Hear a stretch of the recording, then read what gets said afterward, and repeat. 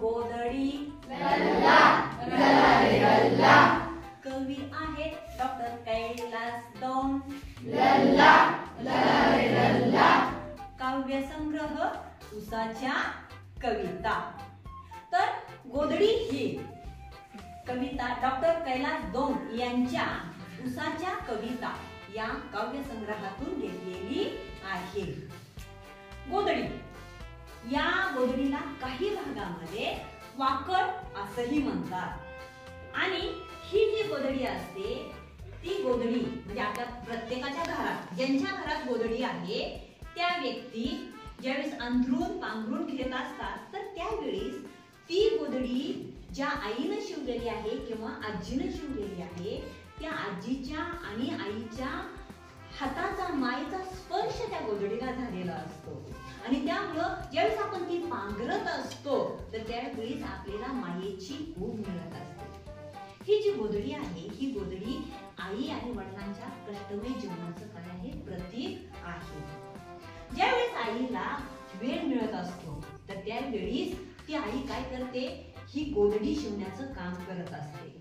घरामधील जी माणसं असतात की म्हणजे ज्या व्यक्ती असतात त्या व्यक्तींची न वापरत असलेली कपडे की म्हणजे आधी वापरलेले आहेत पण आता ते फाटलेले आहेत, खराब झालेले आहेत, जुनी झालेली आहेत, म्हणून ती सर्व कपडे काय केलेली असतात एका बोचक्यामध्ये या पद्धतीने घरामध्ये. आता हे छोटं बोचकं आहे हा ना, परंतु मोठ्या अशा बोचक्यामध्ये किंवा घरात छोटा असू द्या मोठा असू द्या अशा मोठ्या बोचक्यामध्ये ती कपडे बांधून ठेवलेली असतात.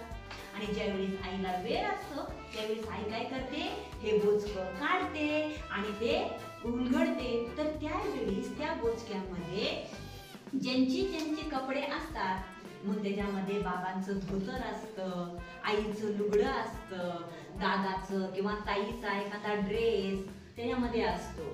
आणि मग आई ते काढत असताना या सर्व व्यक्तींच्या आठवणी जाग्या होतात. म्हणजे हा कपडा कोणी घेतला, केव्हा घेतला, कशासाठी घेतला या आठवणी जाग्या होतात. आणि त्यातून मग आई गोधडीला जेवढे कपडे लागतात ते त्या कपड्याची काय करते, गोधडी तयार करत असते. आणि गोधडी तयार झाली की मग आपण ती आपल्याला पांघरण्यासाठी घेतो की ज्या गोधडीतून आपल्याला थंडीमध्ये ऊब मिळत असते. तर ही अशी गोधडी आपण कविता काय करणार आहे आता अभ्यासणार आहोत. माझ्या शाळेतील ही जी सर्व मुलं आहेत म्हणजे माझी शाळा आदिवासी आश्रमशाळा आहे आणि या शाळेतील सर्वच मुलं वसतिगृहात राहतात.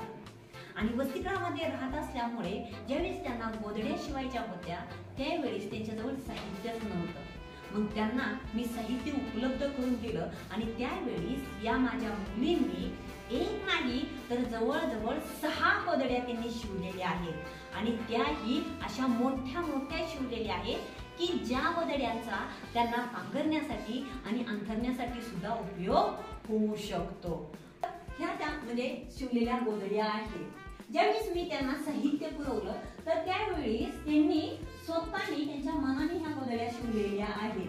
शिवाय छोटे छोटे म्हणजे एकसारख्या आकाराची ठिगळं काढून त्यांनी अशी सुंदर आणि आकर्षक अशी काय केलेली आहे, डिझाईन काढलेली आहे. यांनी सुद्धा त्यांच्या गोधडीला ठिगळं दिलेली आहेत. यांनी तर खूपच सुंदर अशी नक्षी काढलेली आहे. म्हणजे की त्यांना साहित्य दिल्यानंतर त्यांनी स्वतःच्या मनाने या गोधड्या अतिशय सुंदर अशा शिवलेल्या आहेत. त्याच्यावर नक्षीकामही केलेलं आहे. आणि आता माझ्या याच मुली गोधडी ही कविता तालासुरात म्हणणार आहेत. तर आपण या गोधडी कवितेचा आस्वाद घेऊया म्हणजेच गोधडी ही कविता ऐकूया. म्हणायची कविता ना? चला 1 2